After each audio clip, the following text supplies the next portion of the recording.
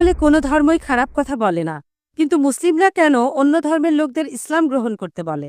বোন, আপনি বললেন সব ধর্মে ভালো সব কথা থাকে, কিন্তু মুসলিমরা আমাকে ইসলাম গ্রহণ করতে বলে কেন? অন্য যেসব ধর্ম আছে সেগুলো যা বলে তার বেশিরভাগ কথাই ভালো।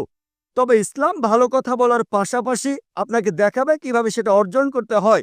আমি উদাহরণ দিয়েছি, সব ধর্মই বলে চুরি করো না, ইসলাম একই কথা বলে, তবে ইসলাম দেখিয়ে দেয় কিভাবে সেই অবস্থানে যাবেন যেখানে কেউ চুরি করে না। জাকাত দেন, সাহায্য করেন, এরপর কেউ চুরি করলে তার হাত কেটে ফেলেন, তাহলে চুরি করা বন্ধ হয়ে যাবে, কোনো অপরাধ থাকবে না। এজন্যই আমি বলেছিলাম যে ইসলাম ভালো কথা বলার পাশাপাশি আপনাকে দেখিয়ে দেবে কিভাবে সেটা অর্জন করতে হয়।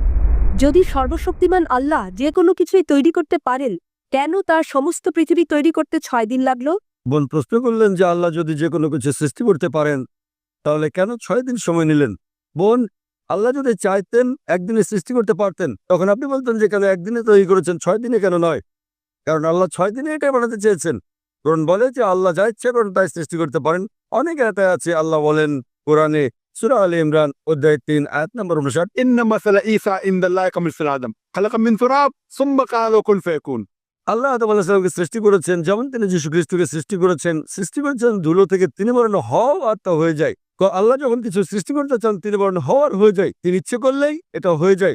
আল্লাহ যদি ইচ্ছে করেন আপনি 9 মাস পরে জন্মাবেন, তাহলে আপনি 9 মাস পরে জন্ম নেবেন। আল্লাহ যদি চান 1 সেকেন্ডে, তাহলে মাত্র 1 সেকেন্ডেই। তো আল্লাহ চাইলেন যে তিনি কোনো কিছু 6 দিনে সৃষ্টি করবেন, তাই তিনি করলেন। পৃথিবীতে অনেক মানুষ ভুল কাজ করছে। আমার ভাবতে খুব অবাক লাগে, এতগুলো মানুষ দোজখে যাবে। তিনি অবাক হচ্ছেন এতগুলো মানুষ কিভাবে দোজখে যাবে। আমাদের এই জীবনটা হলো পরীক্ষা।